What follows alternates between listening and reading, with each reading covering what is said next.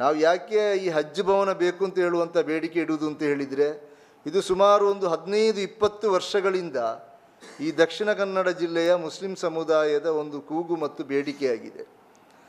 ಇಲ್ಲಿನ ಪ್ರತಿನಿಧಿಗಳು, ಸರ್ಕಾರಗಳು ತುಂಬ ಬಂದು ಹೋಗಿದೆ. ಅನಂತರ ಎಲ್ಲರೂ ಕೂಡ ಭರವಸೆ ಕೊಡ್ತಾರೆ, ಹಜ್ ಭವನವನ್ನು ನಿರ್ಮಾಣ ಮಾಡ್ತೇವೆ, ಈ ವರ್ಷ ಮಾಡ್ತೇವೆ, ಆರಂಭ ಮಾಡ್ತೇವೆ ಅಂತ ಹೇಳಿ ಕಳೆದ 15 ವರ್ಷಗಳಿಂದ ಇಲ್ಲಿ ಭರವಸೆಯನ್ನು ಕೊಡ್ತಾ ಇದ್ದಾರೆ. ಸರ್ಕಾರ ಆ ಬೇಡಿಕೆಯನ್ನು ಮನ್ನಿಸಿ ಬಜೆಟ್ನಲ್ಲಿ 10 ಕೋಟಿ ರೂಪಾಯಿ ಅನುದಾನವನ್ನು ಕೂಡ ಇಟ್ಟಿದೆ. ಅದು ನಂತರವೂ ಕೂಡ ಅನುದಾನವನ್ನು ಹೆಚ್ಚಳ ಮಾಡಿದ್ದಾರೆ ಅಂತ ಹೇಳುವಂಥದ್ದು ಕೂಡ ಒಂದು ಮಾಹಿತಿ ಇದೆ. ಆದರೆ ಈ 10 ಕೋಟಿ ರೂಪಾಯಿ ಅನುದಾನ ಇಟ್ಟು ಎಷ್ಟೋ ವರ್ಷಗಳಾಗಿದೆ. ಇಲ್ಲಿ ಜಾಗ ಗುರುತಿಸಲಿಕ್ಕೆ ಸಾಧ್ಯವಾಗಲಿಲ್ಲ, ಸರ್ಕಾರಿ ಜಾಗ ಇಲ್ಲ ಅಂತ ಹೇಳುವಂಥ, ಅಂದರೆ ಇದು ನಿರ್ಲಕ್ಷ್ಯ. ವಿಶೇಷವಾಗಿ ಹೇಳುವುದಾದರೆ ದಕ್ಷಿಣ ಕನ್ನಡದಲ್ಲಿರುವಂತಹ ಮುಸ್ಲಿಂ ಜನಪ್ರತಿನಿಧಿಗಳ ನಿರ್ಲಕ್ಷ್ಯ ಅಂತ ಹೇಳಬೇಕು. ಎಲ್ಲ ಜನಪ್ರತಿನಿಧಿಗಳ ನಿರ್ಲಕ್ಷ್ಯ ಇದೆ, ಅದರಲ್ಲಿ ಮುಸ್ಲಿಂ ಜನಪ್ರತಿನಿಧಿಗಳಿದ್ದಾರೆ ದಕ್ಷಿಣ ಕನ್ನಡ ಜಿಲ್ಲೆಯಲ್ಲಿ, ಪ್ರಭಾವಿ ನಾಯಕರಿದ್ದಾರೆ, ಅವರ ನಿರ್ಲಕ್ಷ್ಯ ಇದು. ಒಬ್ಬ ಮನಸ್ಸು ಮಾಡಿದರೆ ಒಬ್ಬ ಶಾಸಕನಿಂದ ಮಾಡಲಿಕ್ಕೆ ಸಾಧ್ಯವಿರುವಂತಹ ಕೆಲಸ ಇಲ್ಲಿ ಶಾಸಕರಿದ್ದಾರೆ, ಸಚಿವರಿದ್ದಾರೆ, ಎಲ್ಲರೂ ಇದ್ದಾರೆ. ಸುಮಾರು ದೊಡ್ಡ ಸಂಖ್ಯೆಯಲ್ಲಿ ಮುಸ್ಲಿಂ ಕಮ್ಯುನಿಟಿ ಇರುವಂತಹ ಒಂದು ಜಿಲ್ಲೆಯೂ ಕೂಡ ಆಗಿದೆ. ಆದರೆ ಈ ಜಿಲ್ಲೆಯಲ್ಲಿ ಒಂದು ಹಜ್ ಭವನವನ್ನು ನಿರ್ಮಾಣ ಮಾಡಲಿಕ್ಕೆ ಯಾಕೆ ಇಷ್ಟೊಂದು ಇಚ್ಛಾಶಕ್ತಿಯ ಕೊರತೆ ಆಗ್ತಾ ಇದೆ? ತುಂಬ ವರ್ಷಗಳಿಂದ ಇಲ್ಲಿ ಜಾಗ ಗುರುತಿಸಲಿಕ್ಕೆ ಸಾಧ್ಯವಾಗಲಿಲ್ಲ, ಅದು ಜಾಗ ಸರ್ಕಾರಿ ಜಾಗ ಇಲ್ಲ ಹಾಗೆ ಹೇಳ್ತಾ ಇದ್ದರು. ಹಾಗೆ ಎಲ್ಲವೂ ಕೂಡ ನಾವು ಬೇಡಿಕೆ ಇಟ್ಟಿದೆ. ಇಲ್ಲಿ ವಕ್ಫ್ ಭೂಮಿಗಳು ತುಂಬ ಅತಿಕ್ರಮಣವಾದಂತಹ ಭೂಮಿಗಳಿದೆ, ಅದನ್ನು ಗುರುತಿಸಿದರೂ ಕೂಡ ಒಳ್ಳೆಯ ವ್ಯಾಲ್ಯೂಯಬಲ್ ಇರುವಂತಹ ಜಾಗವನ್ನು ನಮಗೆ ಸಿಗಲಿಕ್ಕೆ ಸಾಧ್ಯವಿದೆ. ಅದು ಕೂಡ ಅಂದರೆ ಈ ವಕ್ಫ್ ಭೂಮಿಯನ್ನು ಯಾರು ಪರಬಾಧೆ ಮಾಡಿದ್ದಾರೆ, ಅತಿಕ್ರಮಣ ಮಾಡಿಕೊಂಡಿದ್ದಾರೆ, ಇದರಲ್ಲಿ ದೊಡ್ಡ ದೊಡ್ಡ ರಾಜಕಾರಣಿಗಳ ಪಾತ್ರ ಇದೆ. ಅದರಲ್ಲಿ ಕೂಡ ಇವರು ವಿಫಲವಾಗಿದೆ. ಕೊನೆಗೆ ಮುಡಿಪುವಲ್ಲಿ ಒಂದು ಜಾಗ ನೋಡಿದ್ದಾರೆ, ಮತ್ತು ಬಜ್ಪೆ ಕೆಂಜಾರು ಗ್ರಾಮ ಪಂಚಾಯತಿನಲ್ಲಿ ಕೂಡ ಒಂದು 3.5 ಎಕರೆ ಜಾಗೆಯನ್ನು ಗುರುತಿಸಿದ್ದಾರೆ.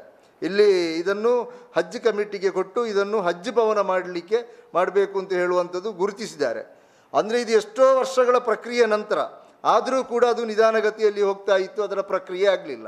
ಮತ್ತು ಕಳೆದ 1-1.5 ವರ್ಷಗಳ ಹಿಂದೆ ಆಗಿರ್ತದೆ, ಇಲ್ಲಿನ ಉದ್ಯಮಿಯಾದಂಥ ಇನಾಯತ್ ಅಲಿಯವರು ಅವರ ಸ್ವಂತ ಆಸ್ತಿಯನ್ನು ವಕ್ಫಿಗೆ ಹದಿಯ ಮಾಡಿದ್ದು, ದಾನ ಮಾಡಿಕೊಟ್ಟು ಇಲ್ಲಿ ವಕ್ಫ್ ಭವನವನ್ನು ನಿರ್ಮಾಣ ಮಾಡಿ ಅಂತ ಹೇಳಿ ಅದನ್ನು ಸರ್ಕಾರದ ಹಜ್ ಕಮಿಟಿಗೆ ಅದನ್ನು ರಿಜಿಸ್ಟ್ರೇಷನ್ ಕೂಡ ಮಾಡಿಕೊಟ್ಟಿದ್ದಾರೆ.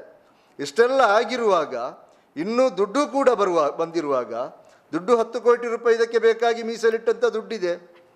ಇಷ್ಟು ದುಡ್ಡುಗಳು ಇರುವಾಗ ಇದಕ್ಕೆ ಬೇಕಾದಂಥ ಜಾಗವೂ ಕೂಡ ಹಜ್ ಕಮಿಟಿಯ ಮೇಲೆ ರಿಜಿಸ್ಟ್ರೇಷನ್ ಆಗಿರುವಾಗ ಈಗ 1.5 ವರ್ಷ ಆಯ್ತದಾಗಿ ಅಂತಿಮ ಹಂತಕ್ಕೆ ಆಗಿ, ಆದರೆ ಇನ್ನೂ ಕೂಡ ಹಜ್ ಭವನ ಟೆಂಡರ್ ಪ್ರಕ್ರಿಯೆ ಆಗಲಿ, ಅದನ್ನು ನಿರ್ಮಾಣ ಮಾಡಬೇಕು ಅಂತ ಹೇಳುವಂತಹ ಒಂದು ಇಚ್ಛೆ ಆಗಲಿ ನಮ್ಮ ಸರ್ಕಾರಗಳಿಗೆ, ಇಲ್ಲಿನ ಜನಪ್ರತಿನಿಧಿಗಳಿಗೆ, ಇಲ್ಲಿನ ಜಿಲ್ಲಾಡಳಿತಕ್ಕೆ ಇದ್ದಂತೆ ಕಾಣ್ತಾ ಇಲ್ಲ. ನಾವು ಯಾಕೆ ಇಷ್ಟೊಂದು ಬೇಡಿಕೆ ಇಡ್ತಾ ಇದ್ದೇವೆ ಅಂತ ಹೇಳಿದರೆ, ಈಗಾಗಲೇ ಹೇಳಿದ್ದೇನೆ, 7,500 ಮಂದಿ ಕರ್ನಾಟಕದಿಂದ ಹಜ್ ಕಮಿಟಿಯ ಮೂಲಕ ಹಜ್ ಯಾತ್ರೆಯನ್ನು ಕೈಗೊಳ್ತಾರೆ. ಆ 7,500 ಮಂದಿಯಲ್ಲಿ ಸುಮಾರು 20% ಅಂದರೆ ಸುಮಾರು 1,300ಕ್ಕಿಂತಲೂ ಹೆಚ್ಚು ಮಂದಿ ದಕ್ಷಿಣ ಕನ್ನಡ ಜಿಲ್ಲೆಯವರಾಗಿದ್ದಾರೆ. ದಕ್ಷಿಣ ಕನ್ನಡ ಜಿಲ್ಲೆಯಿಂದ ಹೋಗುವಂಥ ವ್ಯಕ್ತಿಗಳಾಗಿದ್ದಾರೆ, ಹಜ್ ಯಾತ್ರಿಕರಾಗಿದ್ದಾರೆ.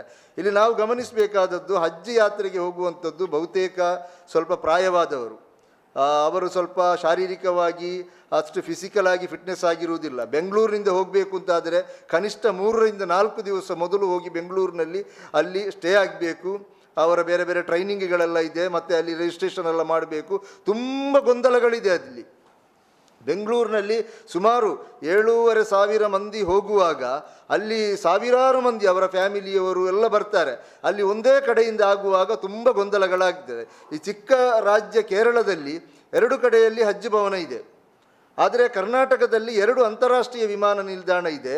ಆ 2 ಅಂತಾರಾಷ್ಟ್ರೀಯ ವಿಮಾನ ನಿಲ್ದಾಣದಲ್ಲಿಯೂ ಕೂಡ ಹೋಗಲಿಕ್ಕೆ ಅವಕಾಶ ಕಲ್ಪಿಸಬೇಕು.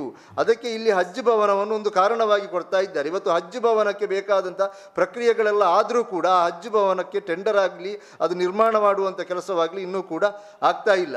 ದಕ್ಷಿಣ ಕನ್ನಡ ಜಿಲ್ಲೆಗೆ, ಸ್ಪೆಷಲಿ ಕರಾವಳಿಗೆ ಯಾವುದಾದರೂ ಒಂದು ಬರಬೇಕು ಅಂತ, ಅದರೊಂದು ಯೋಜನೆ ಬರಬೇಕು ಅಂತಾದರೆ, ಅಥವಾ ಯಾವುದಾದ್ರೂ ಒಂದು ಕಾಮಗಾರಿ ಬರಬೇಕು ಅಂದರೆ ತುಂಬ ವಿಳಂಬ ಆಗ್ತದೆ.